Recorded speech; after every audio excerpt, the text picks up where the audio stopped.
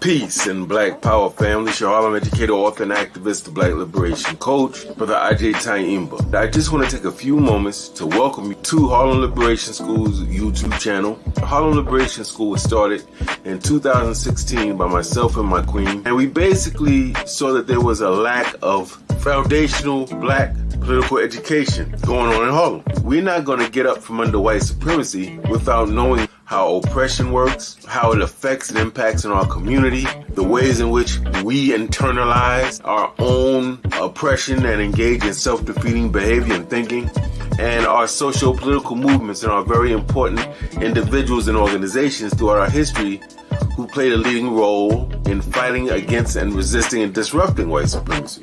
So Harlem Liberation School was founded as a Black political education center for adults, because education is not just relegated to children. Adults need education.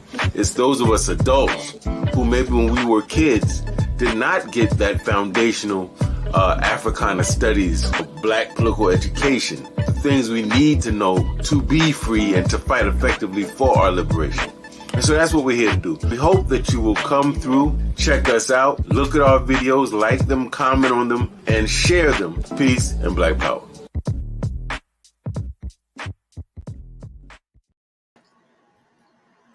Peace and Black Power families, Brother Ajay Taimba. We have a very, very powerful broadcast today. I, of course, believe all of them are powerful. Anytime that we are teaching about our own history and, more importantly, trying to analyze it in a way that gives us the tools that we need to liberate ourselves, that's even more important. This evening we have scheduled, at first we're going to have a brother named Sabukwe Bambata, who is going to speak kind of on behalf of our Baba, Dr. Muhammad Ahmad. But at the last minute, Dr. Ahmad said, I'm going to step in, I'm going to represent, and so we are so pleased and privileged to have this Baba on with us, family, pushing through, maybe his own medical issues and everything. Just a real soldier, still a strong soldier. This brother that I'm going to introduce to you is very extraordinary in the sense that even before the Black Power movement formally started, this brother created the Revolutionary Action Movement, which I believe predates the Black Power movement by 2 to 3 years. Introduces urban guerrilla warfare to the table for Black people in America. Introduces Maoism or socialism, fused with internationalism, fused with nationalism to the table for Black people in America. And so without further ado, I'd like to bring to you, family, our good brother, Dr. Muhammad Ahmad. How you doing, sir? Assalamu alaikum. Assalamu alaikum, sir. It's so good to have you. We've talked on the phone. We've done a little email. And it's so good to have you here to really be a living witness to some history that sometimes I think, Doctor, this generation doesn't fully appreciate. And that I'm talking now about the Black Power movement. Mm-hmm. It seems like we just don't appreciate how fertile soil it is for ideas and how it has answers in it. And so I'm so glad you're here to talk to us. First of all, how's your health? How are you feeling today? Well, every day is a good day. I have kidney disease. Do dialysis 3 times a week. But as the Christians say, I'm blessed. I'm here above ground. That's right. Yes, sir. All right. Well, why don't we just jump right in? Just to let people know, we're talking about Dr. Muhammad Ahmad and the Revolutionary Action Movement. I guess my first question would be, if you had to describe it, what would you say are the social and political forces that led you to create the Revolutionary Action Movement in the first place? Well, I didn't necessarily create RAM. RAM occurred as a spontaneous upsurge of African American students in the Midwest at Central State College. And then we experimented by leaving school, some of us. And we had a young mentor who's still alive. His name is Donald Freeman from Cleveland, Ohio. He was gone is 83 now, so he was 2 or 3 years older than us. And I guess our political development coincided. He wasn't on campus, he was in Cleveland, Ohio. And I had met him in 1961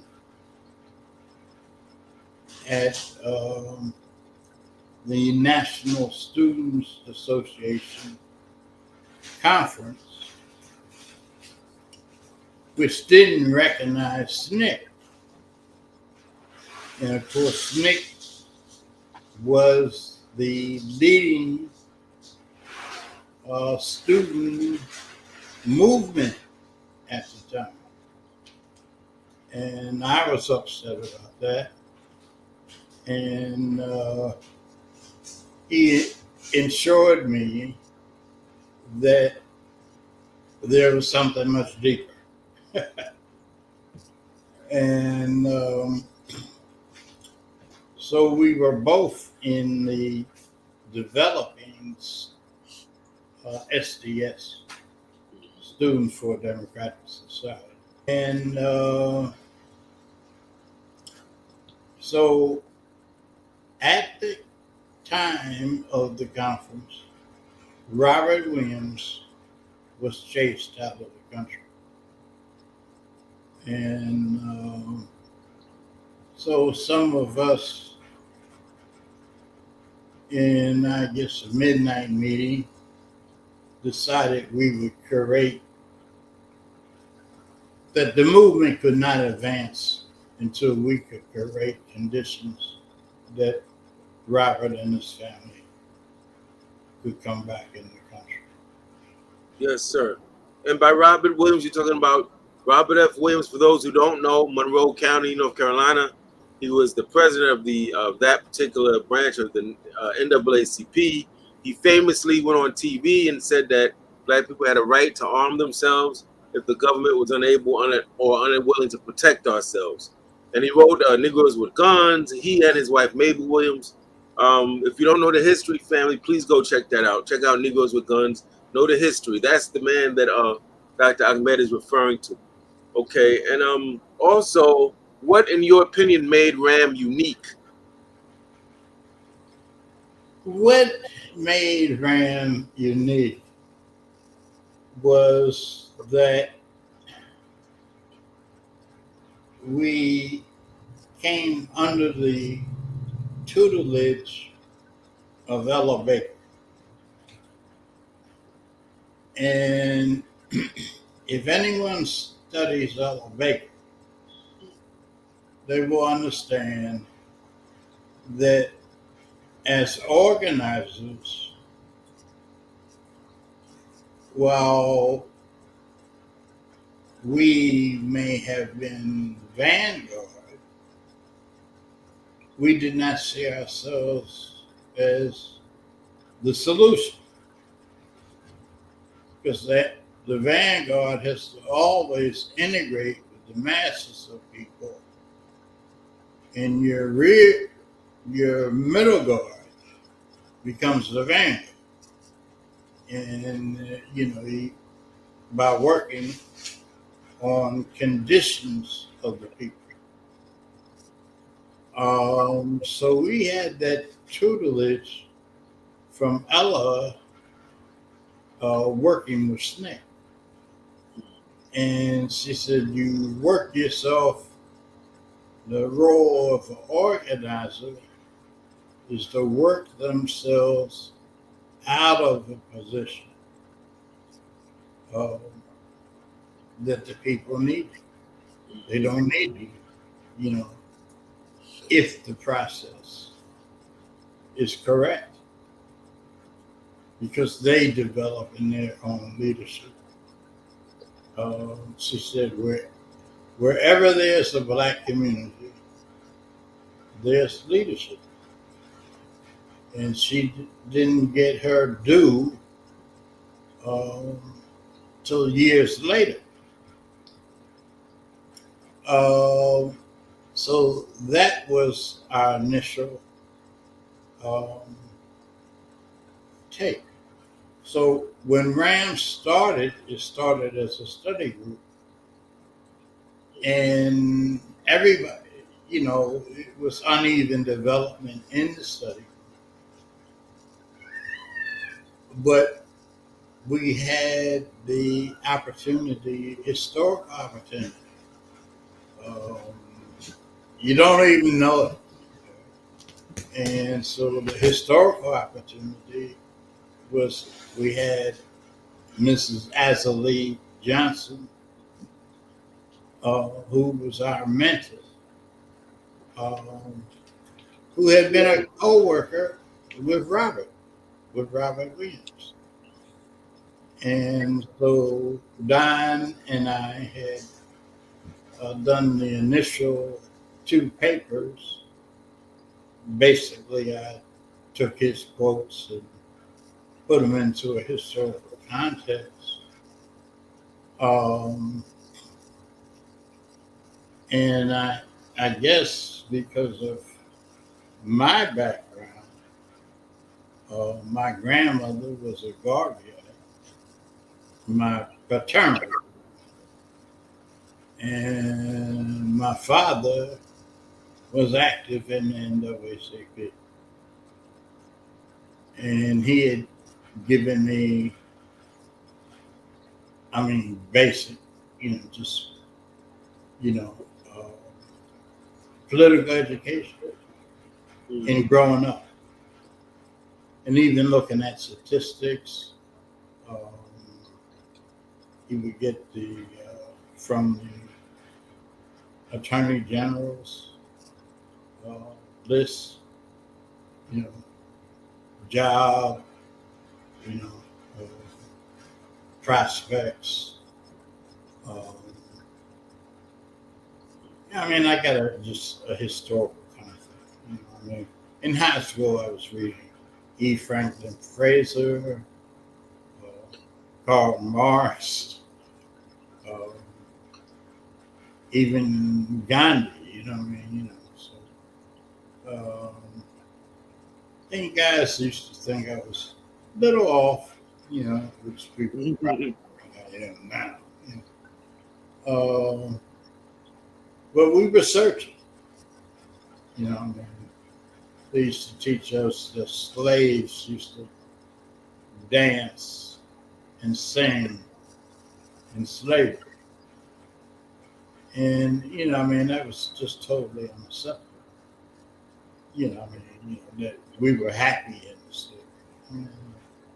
It didn't ring with me, So I thank Allah that I came into the family that crazy family, but a crazy, it's a crazy situation. And so I've had uncles who had master's degrees in African American history. Then in this, their brother-in-laws, be stone up London, and one of my favorite uncles, be in and out of prison, and they, the ladies would ask him, "Well, what are you going to do now?" He said, "I'm going to take some more of that white man's money because it all belongs to us.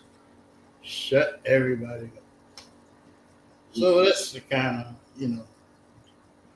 of thinking in my head. So I also had a mentoring by Mr. Thomas, who was Secretary General of the UNIA. And so you combine that along with a lady who I'd have to say is spiritual entity, because Queen Mother Moore, Mrs. Johnson took me to Queen Mother Moore, and she became my second mother. Politically, just a reserve from the 30s, from the 20s, really. Was a friend of Marcus, and an organizer. And she could explain the ins and outs, all right, that even we read today, we would not know about. And she introduced us to Eloise, her younger sister, who passed in 63. And Eloise has saved her life. Eloise was a nationalist, did not go into communism, and saved Queen Mother when she realized she had been betrayed and that the Communist Party had been manipulated in parts of it.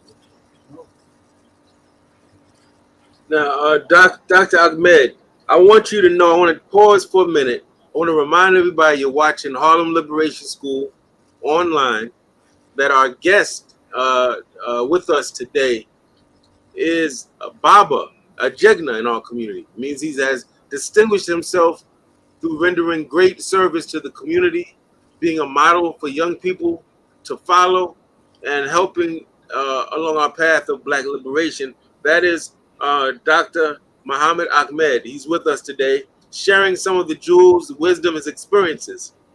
And I just want to say that Dr. Ahmed has just celebrated an 81st birthday, family. What, about a week ago? Yeah. Yeah. So listen.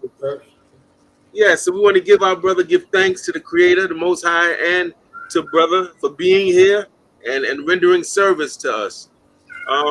I wanted to read this to you, Dr. Ahmed. There's a young brother I know named Taji. I believe he's with a new Black Panther Party formation in the South. And he says, on the comment I have on the screen, he says, Baba Muhammad, you're my ideological father. I honor you. Well, Shukran, thank you. And yeah, there's a young lion. This brother's sharp too, well read, well informed too. Yeah. Yeah. And I just want to say I have so many questions. I'm trying to get to the most important. What would you say were the objectives of RAM? Well, the objectives of RAM were to develop working class leadership from the bowels of the beast, you could say.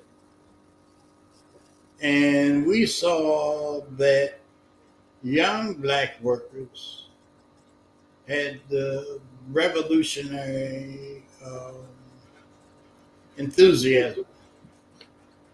And so our objectives was to develop a core from that could take this movement wherever the conclusions would lead it. And we were learning in the process. And that process goes from cradle to grave. And in that process, we came into contact with some most beautiful people from all over the world who were attempting to do the same thing, was to win. All right. That's the, whatever the conclusions of the world development for African Americans and African people all over the world to be in the power struggle. All right. To win. Yes, sir. Yeah. So whatever that would take. All right. And so our objective and our slogan was unite or perish. Unite or perish. Yeah. Because if we look at the world situation, the biggest Holocaust is still going on. Yes, sir. And that started with Africans. Before 1500. And it has not stopped. And so what we had concluded, sure, it's a class struggle, but that class struggle among Europeans, developed as a result of the outlaws of their society ripping us off and accumulating. And so their struggle does not begin until about 200 years after our Holocaust is, we're devastated and have never, as African people, recovered since. And that is synonymous with Native Americans, because the first enslavement was with Native Americans in gold and silver mines, and they, wouldn't feed them, and, then they had the BS that they couldn't fight and they couldn't stand up. So they bring us in. Come on. 90 million Native Americans were exterminated in 100 years, the first 100 years. So that wasn't, just disease. And when you study, it's talking about atrocities. So they didn't feed them. And they fought back, and they brought us in. And so our enslavement starts 100 or maybe almost 200 years in South America and the Caribbean before Norfolk. So if you start with 1619, you miss it. Because we're dying in gold and silver mines and all that. That's the primitive accumulation of going to Europe. That's the underdevelopment of Africa. That's wars. That's, our leadership just wiped out, So, and so this is the basis of the system. So from 1500 to really about 1700, Africans are out there by themselves. And Native Americans done caught hell. Because Europeans here, no matter what they were settler colonials. They burned women and children alive. Mm. You know, I mean, you know, so we don't get the mix. You know. So like Malcolm said, you thought you came here on the Mayflower. You come here. Dr. Ahmed, could you briefly share with us your relationship with Brother Malcolm and from what you remember, where he was going ideologically before he was tragically assassinated? Well, Malcolm's development was so rapid.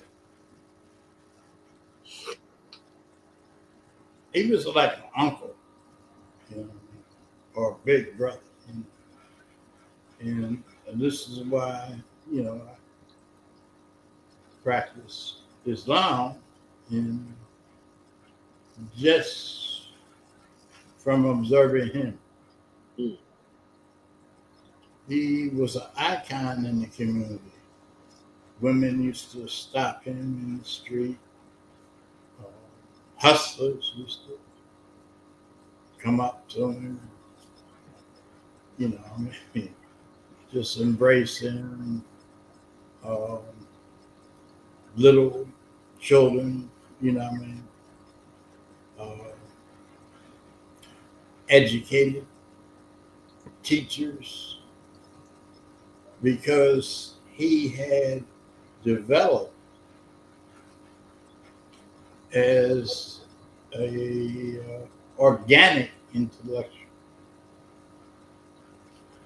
He could not only give you resources to read, but explain history. And not too many people have been able to do that, particularly using, of course, using the mass media, which helped destroy him. But he woke us up. Malcolm, when he would be in argument with the civil rights, at that time, tactics of Dr. King, he would say things that we would call Negroes at the time. We wouldn't say the white folks. Even civil rights people, had middle class education. And so we did not realize that Malcolm was a godchild of a movement that had preceded it. A. Philip Randall, C.L.R. James, and elements of Harry Haywood,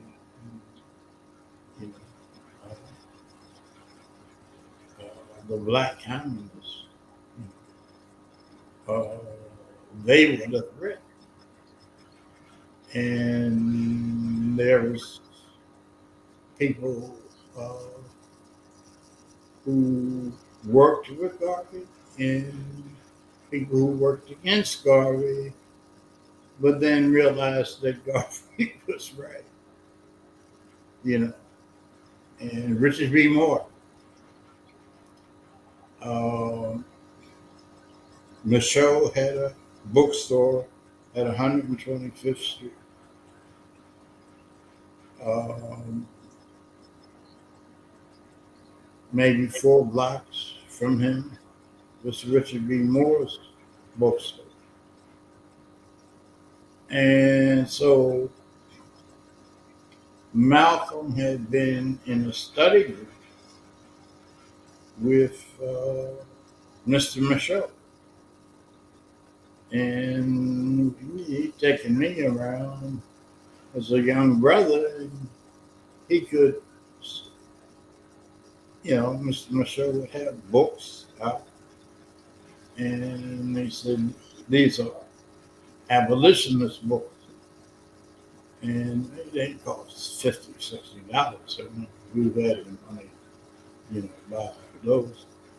And they said, these explain more the reality of what, slavery, is about. And that's what they call it, non-objective. What's subjective about it? And then they took me in the back, and Michaud had pictures of people from the 20s who had been in this bookstore. Adam Clayton Powell, they were close with Adam Clayton Powell. Queen Mother's on footage about Adam, and so they, were part of a broad front, and Richard B. Moore was part of Malcolm's liberation school. I didn't know who Richard B. Moore was. Richard B. Moore was the second in command in the African Blood Brotherhood. With Cyril Briggs. With Cyril Briggs? Huh. Richard B. Moore was the only one in the 20s and 30s that did not attack Marcus Garvey. All right? I didn't know that. Okay. Yeah. And so he said they blamed Wall Street, on them. But they saved that brother. And they became outnumbered. And so they began to retreat. And the Klan was dropping nitroglycerin. They shot one of the planes down. The National Guard came in and disarmed them, Mm-hmm. Yeah, so, Now, I did have a question. One of the things I would think, and at least in my study of your organization, sir, was that made you unique at the time was that you had a very strong critique of capitalism. Yes. Could you explain for those watching what was your critique or the organization's critique of capitalism? Our critique was the foundation of capitalism came from race, class, gender, oppression, and cultural imperialism. Psychological warfare, continuous. And what Queen Mother developed, which she called our weakness, was oppression psychosis. from this system. So you got race, class, gender, then you have caste. There's a caste system all over the world, psychologically. The darker you are, you know, like, hey, people can't, you know, swallow. Who's on bottom? Just African women. That is the basis of the oppression. But then the African male has a special oppression. And so you have a oppression psychosis because you have this white woman in you, you know, that, and when you study history, his slave masters, you know, raping 2,000 women was nothing. You know, so, you know, I mean, it's a social psychological development. And so Queen Mother had lived through this. And also the young, I mean, well, they weren't young, they were our elders. The brothers in the African Blood Brotherhood and stuff. Some of them had been to the Soviet Union, some of them were married to white women, you know. But we understood the historical process of this. And so we developed a analysis that your personal life reflects your political. And if you're going to move to independence, not being subjugated psychologically, then your personal life has to reflect. And you know, I got in some trouble with some of my peers, you know, in certain sense with that. So we were not anti-white people, but we say, hey, look, the powerful forces don't come from within our community, it comes from your community. So what is your role? It's like the abolitionists. I mean, y'all helping us, okay, you know, but if you really want to help us, go in your community. Yes, sir. And fight against these, you know, I mean, like racist mad dogs that have been continuously. You know, I'm sorry to interrupt, sir, but I have to ask you this online with what you're actually saying.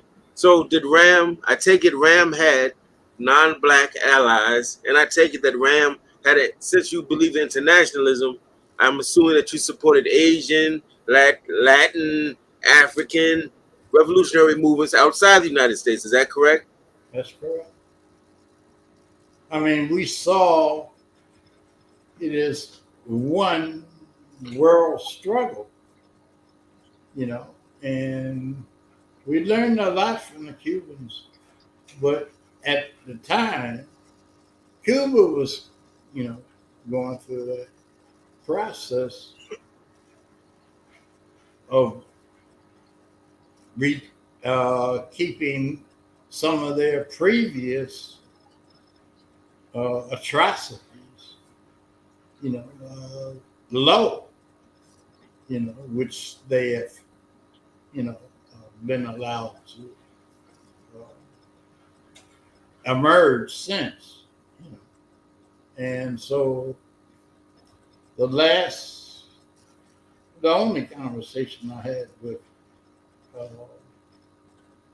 Brother Fidel Castro, he said, we have to return to Shea and Malcolm. And so he was elevating young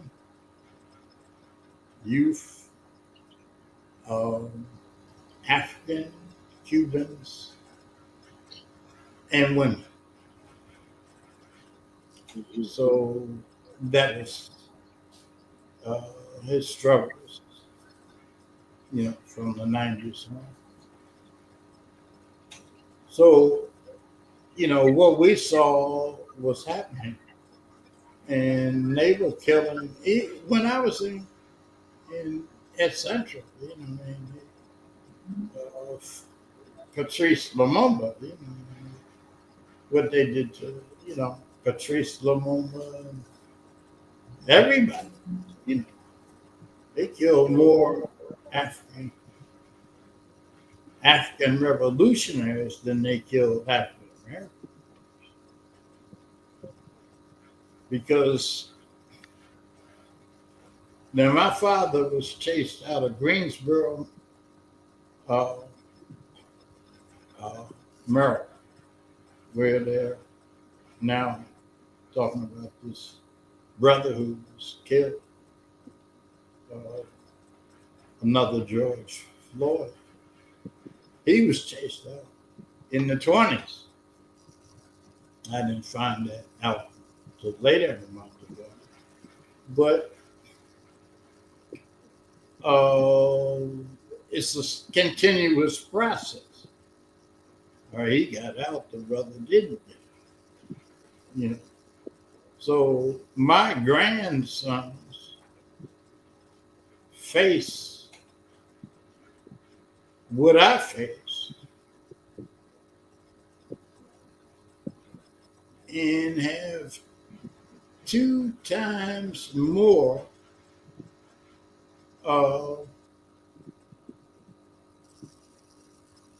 trying to even get to the level that I had gotten. Now, come on. So each generation is worse for each generation. So brothers, in Philly, who were my shapes, told me when Malcolm got out of prison, was taken in through calisthenics, and he was on it. They said, why are you so intense? He said, look, man, it killed my father, it drove my mother crazy, what am I? I mean, so that's our legacy. See, and we usually respond to upsurges. But we've had many upsurges and many crushes and many rebuildings. We used to walk, going to West Philadelphia High School right past Paul Robeson's house, not knowing who he was. And my father, knew about Paul. He teach me, as they show it on TV. But we didn't. He is an icon that emerged right among us. Du Bois, you couldn't get Du Bois's writings in the 50s. After he was in exile, you could get his writings. And so we came up in the circles that were very small. So when Freeman sent me to Detroit, in 1964 to raise money for a conference, I stayed with James and Grace Lee Boggs. Wow. That had to be one heck of an experience right there. It was a mind-altering experience, Wow. and so I've never been exposed. I mean, I had read, the American Revolution by Jimmy. I did not have the context because I wasn't old enough. All right. And I was able to see that they had international, context. And that Grace had typed Kwame Nkrumah's master's thesis toward colonial freedom. Mm-hmm.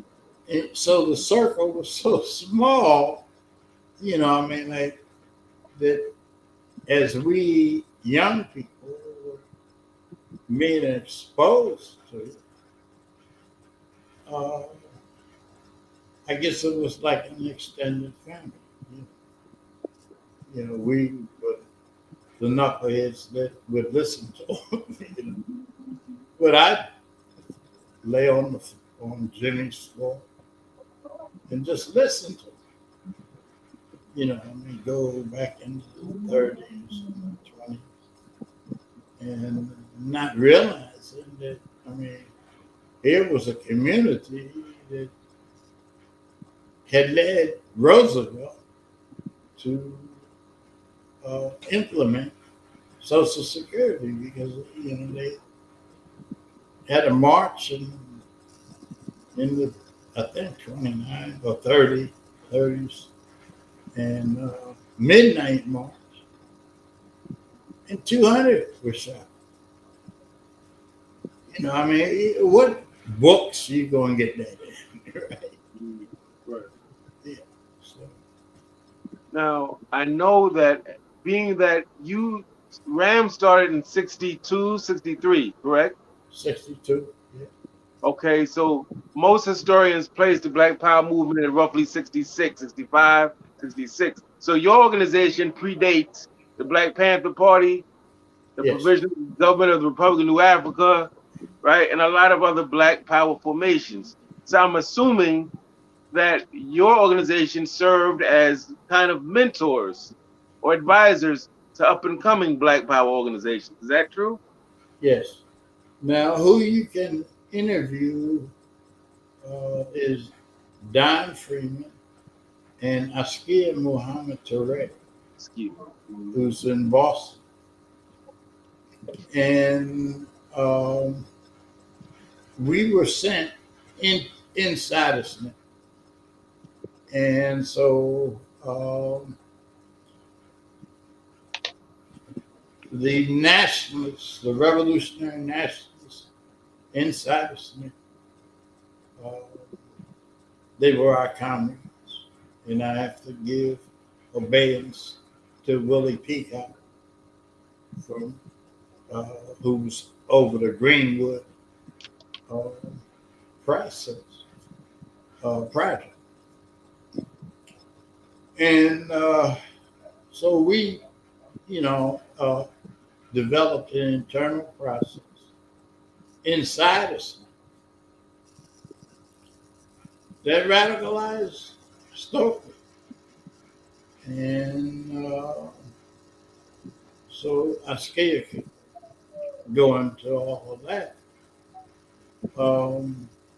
And I have respect for John Lewis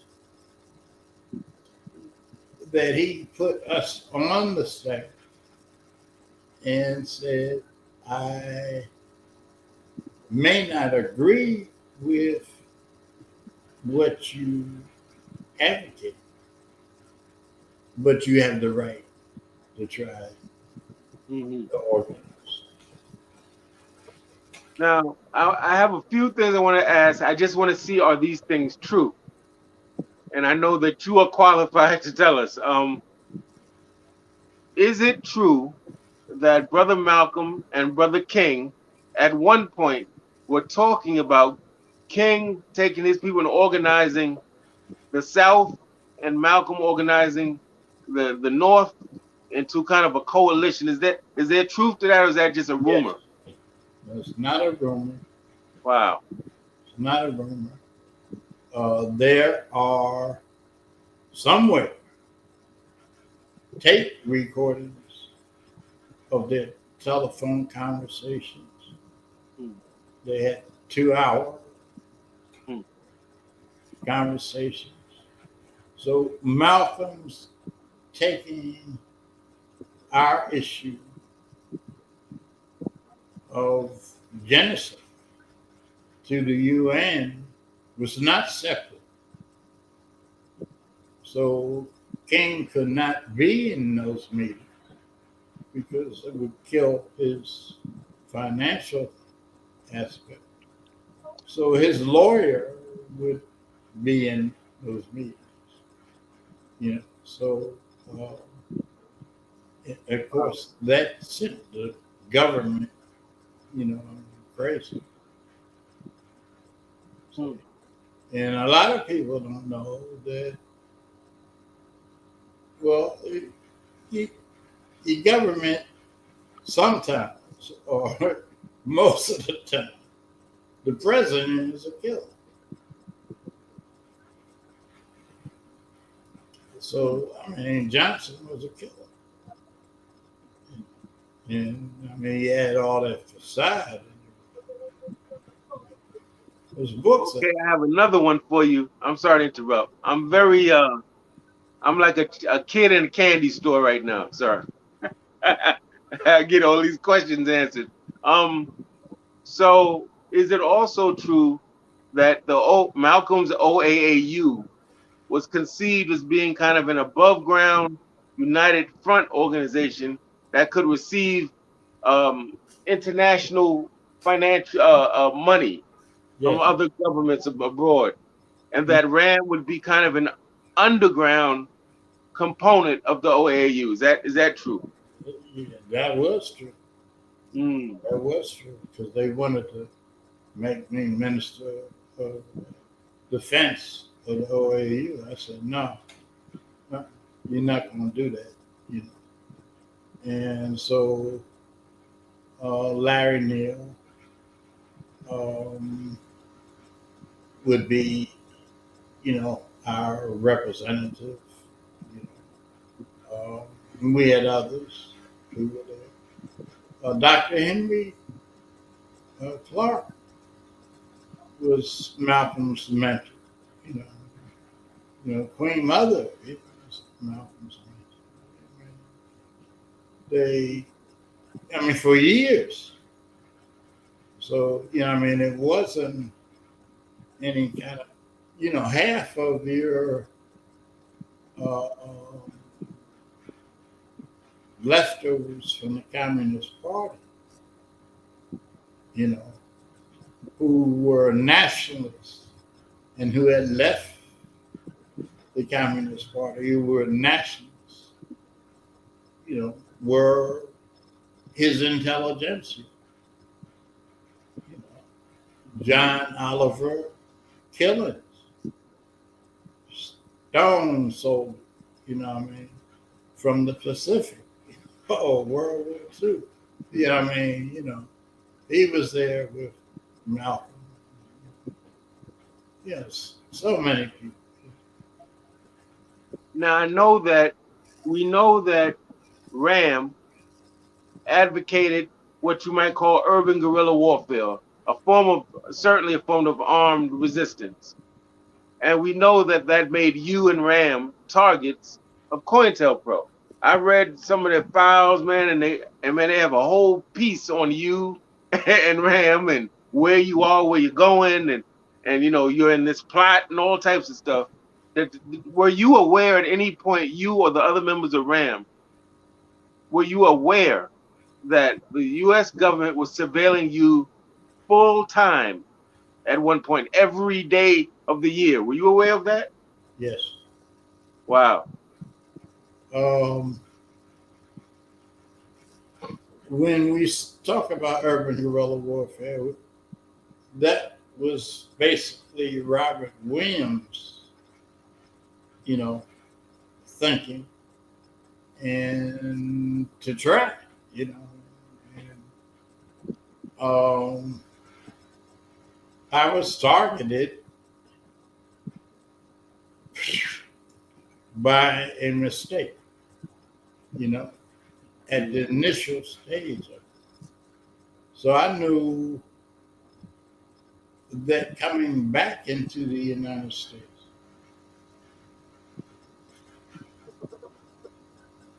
I had an option. I had a 30 chance of making it through Europe. And I didn't know languages. And most of the people in Europe that, that I had any long distance affiliation,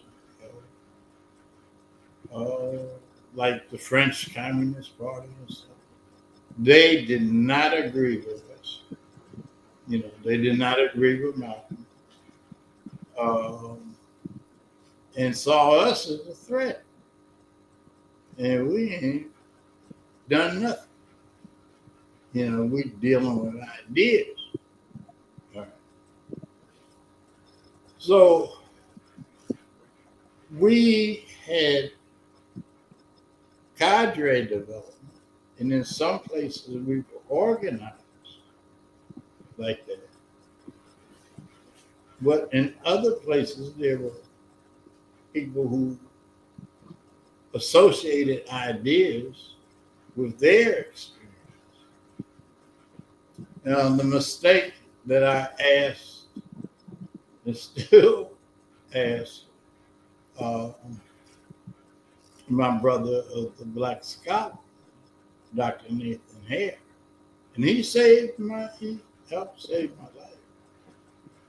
But he helped destroy my life too by putting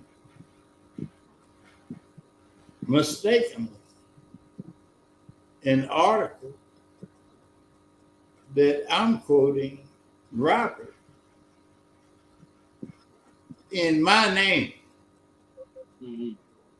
on urban guerrilla. And that's, well, I haven't gotten anywhere academically or anything. I guess I'll die, enemy of the state. Because they saw that I was a protege of Robert. And so that was a mistake of journalism because it didn't come from me. And so when I was out on the coast and, facing all kinds of stuff, they helped me form a defense committee, MADC, and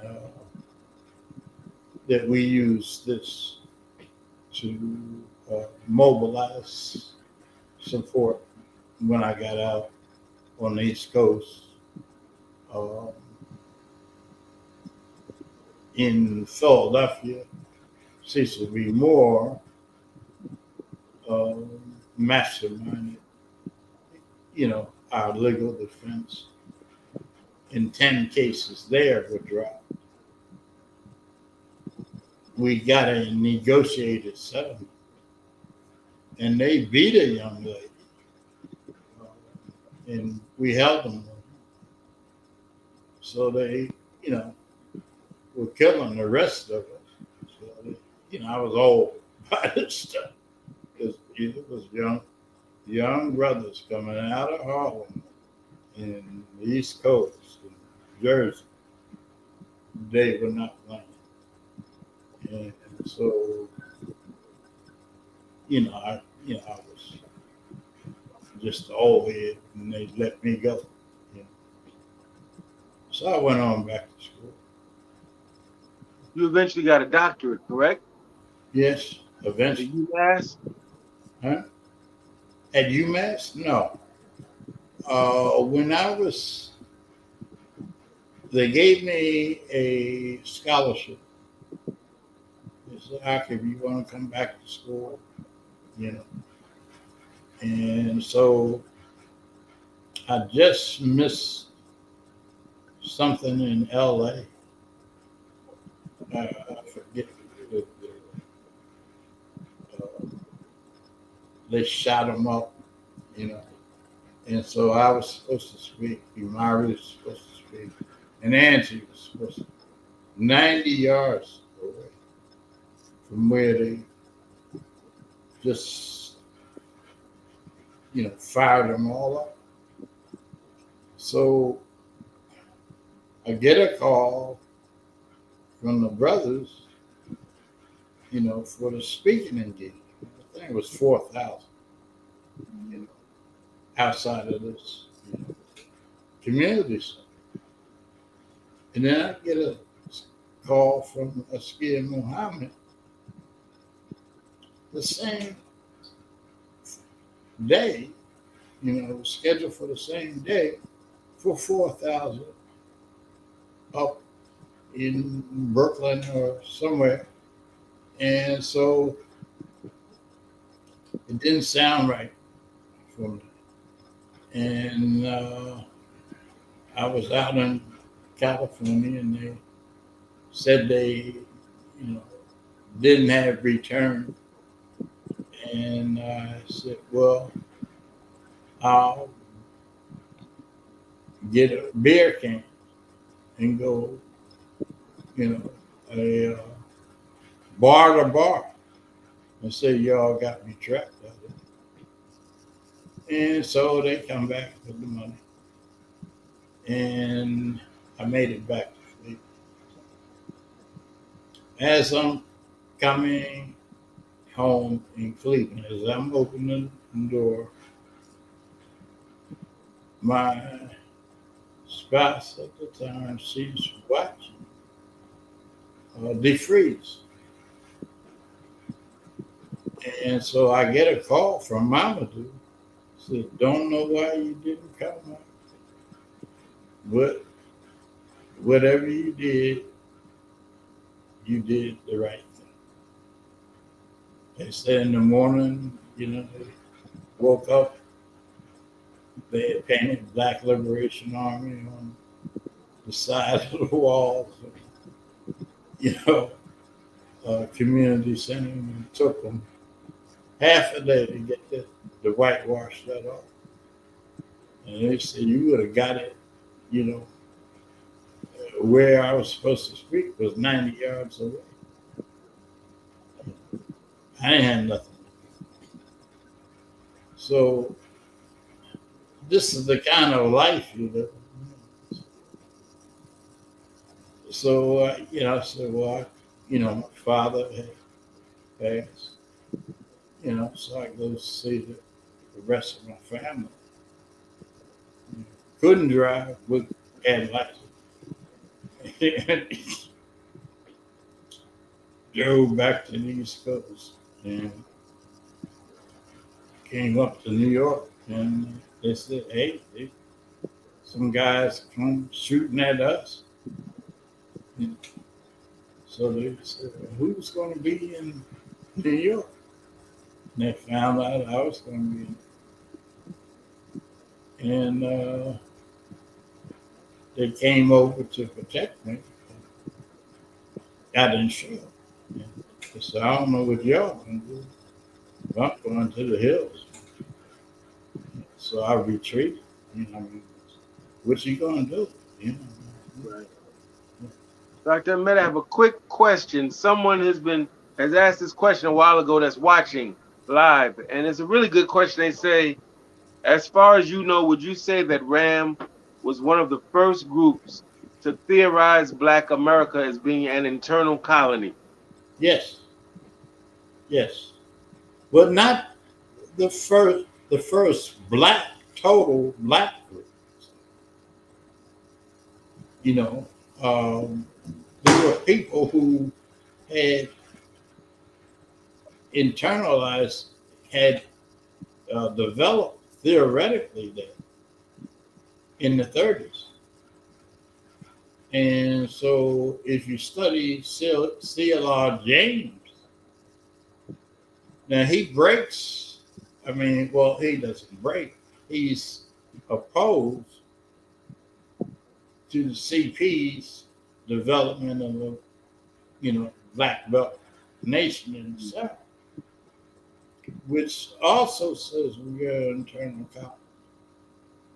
So he says, whatever the situation is, we have always been not subjected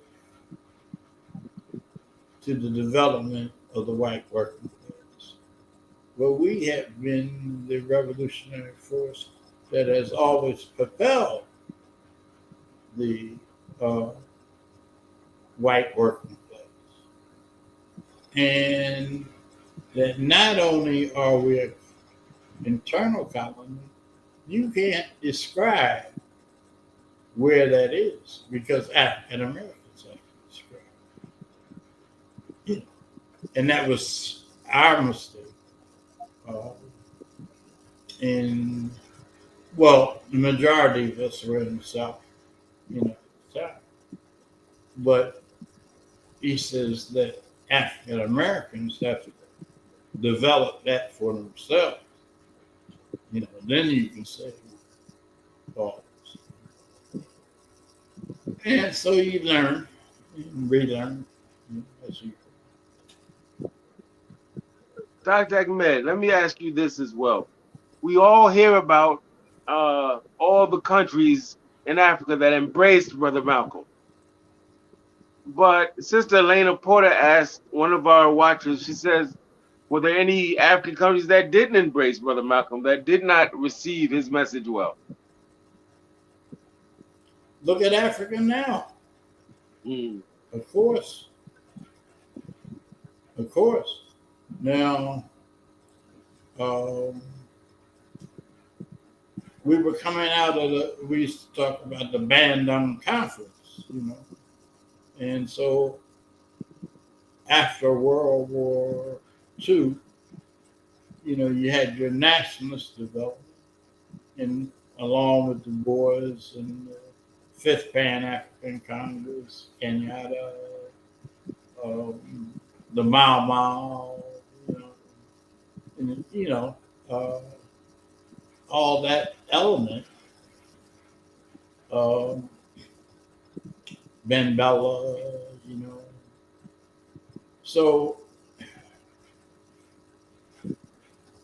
that was generational, our actual pre-generation. And Nkrumah, had a lot of impact on Martin. Martin said that, all of Africa will be independent before we will, And so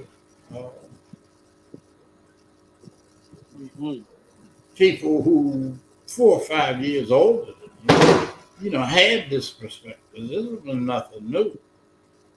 We put it in a context.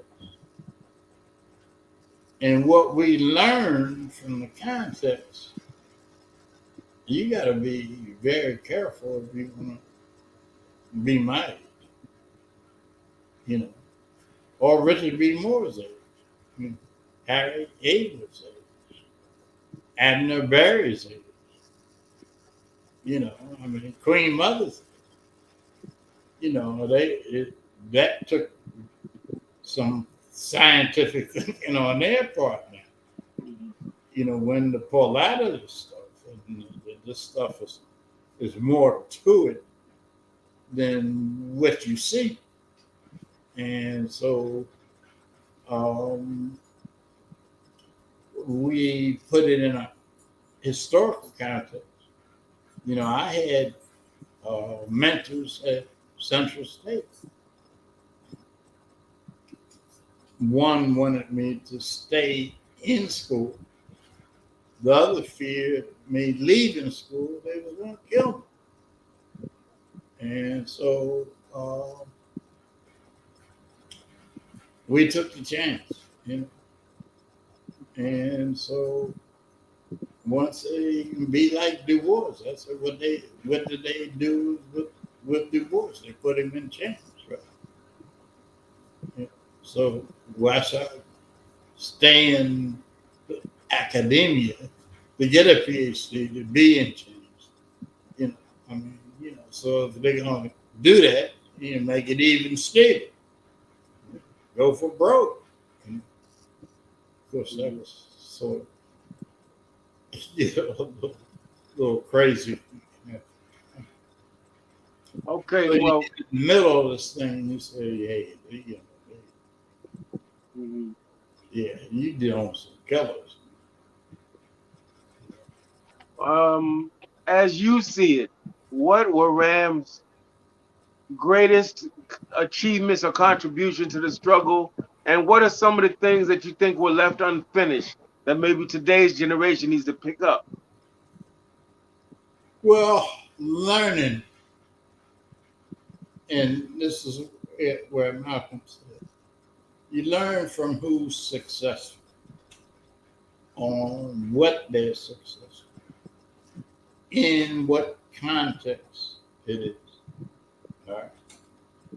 And so what ideas are. So where do correct thinking comes from?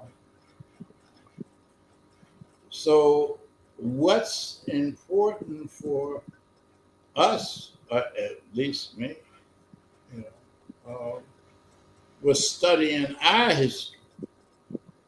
And you find out it's more lineage, even in traditional African institutions, coming from way back. Denmark Vesey, David Walker, you know, are not separated, right? Entities, you know. So you have to, you know, I mean, study this. Maroons, you know, how they got us out of the Navy, you know, and you know, we was seamen, you know, and you know, working the ships and docks, you know, it was in Harriet Tubman's movie, you know, how she's protected and they tell her what to do, where to go, you know. So that process. And so from the Caribbean, you know, back in to the mainland, you know, the battles, the largest battle in Louisiana, I think in 1811. You know, so yeah, I mean, this is history that we didn't have. 250 rebellions on the mainland. So why are there 250 rebellions on the mainland, but 2,000 in the Caribbean? You know, so you have to study the geographical and the mistakes that the Portuguese and the Spanish made, the English and the French don't make in North America. Bringing those from the same tribe and, you know, plantations next to mountains, 2,000, so you get your maroons and out of Jamaica, uprisings. And so why do the British decide to eliminate the African slave trade? Because it's a major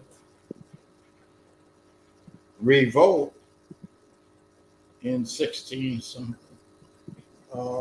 that they barely crushed. And this is their breadbasket. So by 18, 01, 1800, they decide to, stop the slavery. So these are important. You learn. You don't sit up and,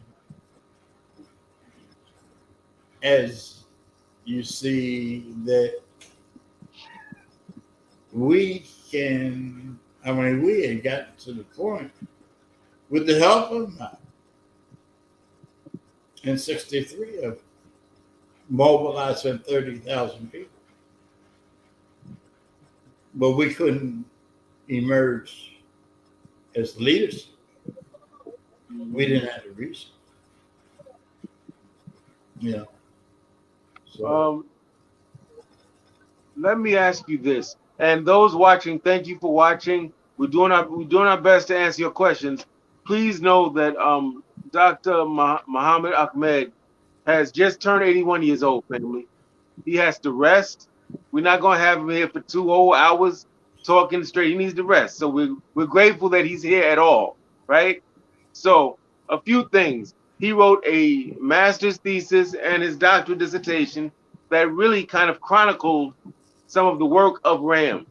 And you can find that right online by typing in his name or his previous name, Max Stanford, and you can find it. I have it right on PDF. You can read the whole thesis. You can look through the dissertation. I want to ask you this though, Dr. Ahmed. I'm assuming that Ram didn't operate in a vacuum. That you had coalitions and alliances with other Black Power organizations. Is that true? And if so, which ones did you work with? Well, there's a left in the NAACP. We worked with them. Of course, SNCC. If it wasn't for that was the first element of our generation. Worked with Ella Baker. The student nonviolent coordinator. And if it wasn't a SNCC, it wouldn't have been around. And so Marion married him. We had a lot of ideological and organizational development with Marion. And he was the first chairman of SNCC. And became a mayor. So,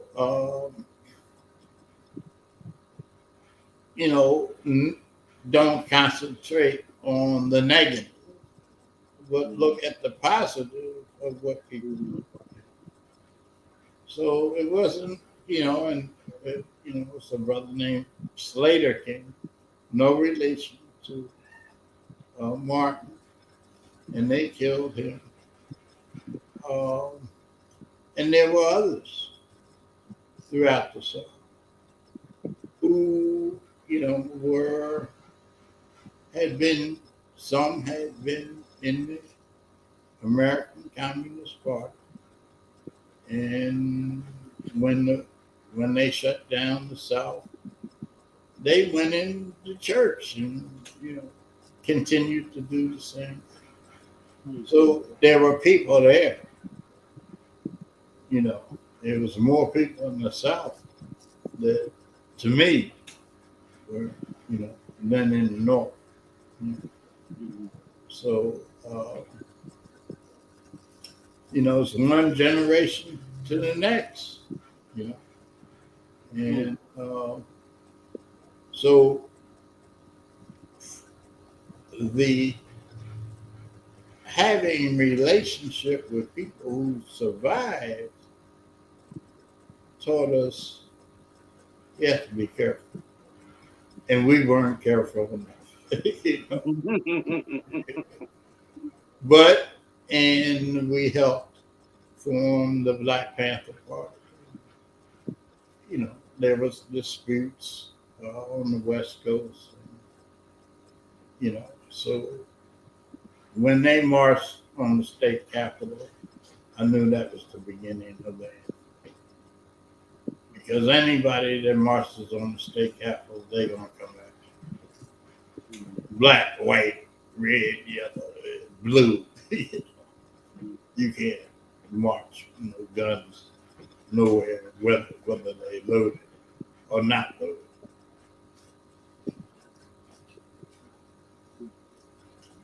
Well, listen, Baba, Dr. Muhammad Ahmed, your work speaks for you. That is for sure. Again, those of you watching, if you didn't catch it all, or it was a lot, you didn't take it all in, there are books. Dr. Ahmed, could you just name, didn't you write Return for Me in the Whirlwind or something of that nature? Yes. And there should be a book coming out that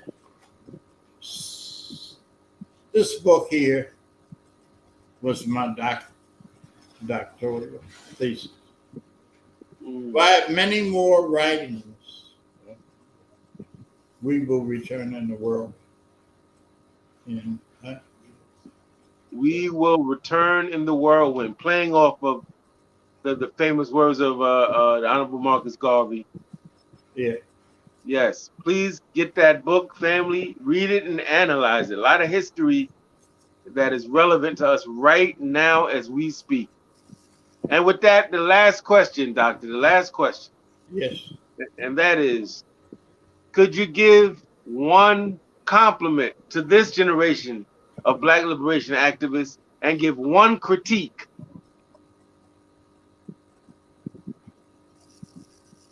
No, put all of your eggs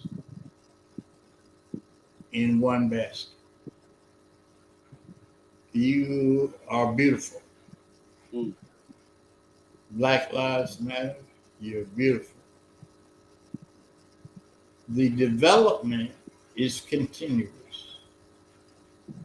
So your ideas and thinking, you take what's good, you throw out what's bad. But you should always understand that you're in a historical process, all right, that goes from generation to generation.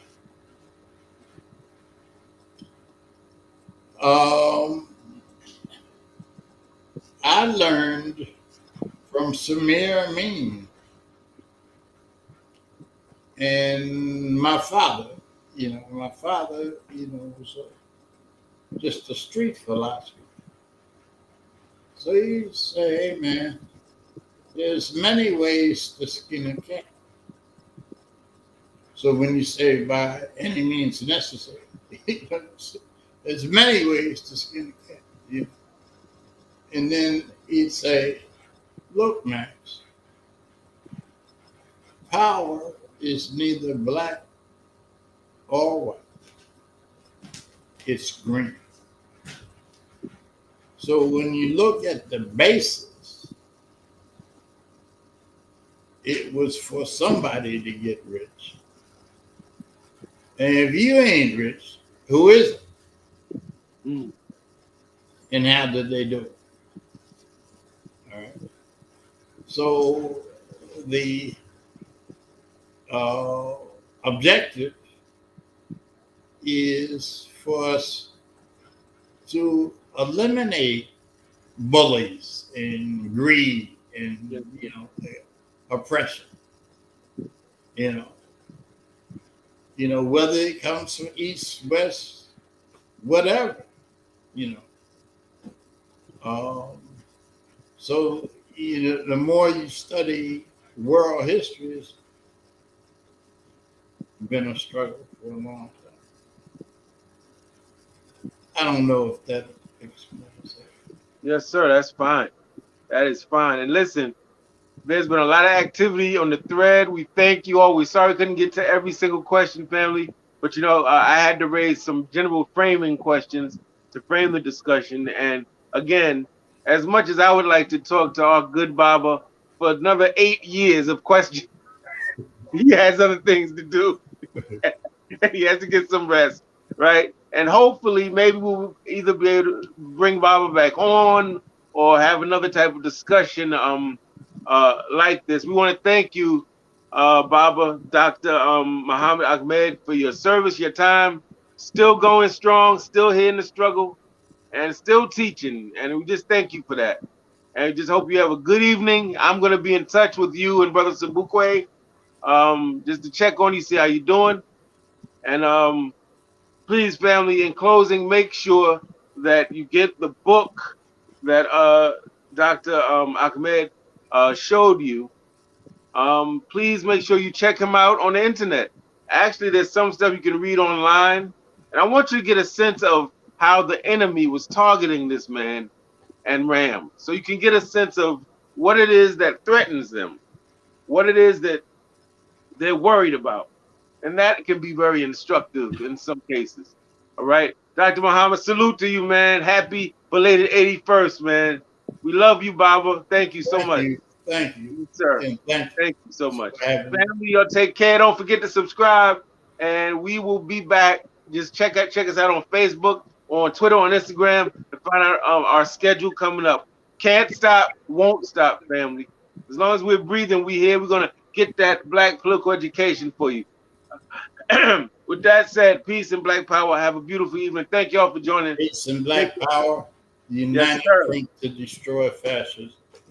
That's right. That's right. Peace, family. Yeah. Peace.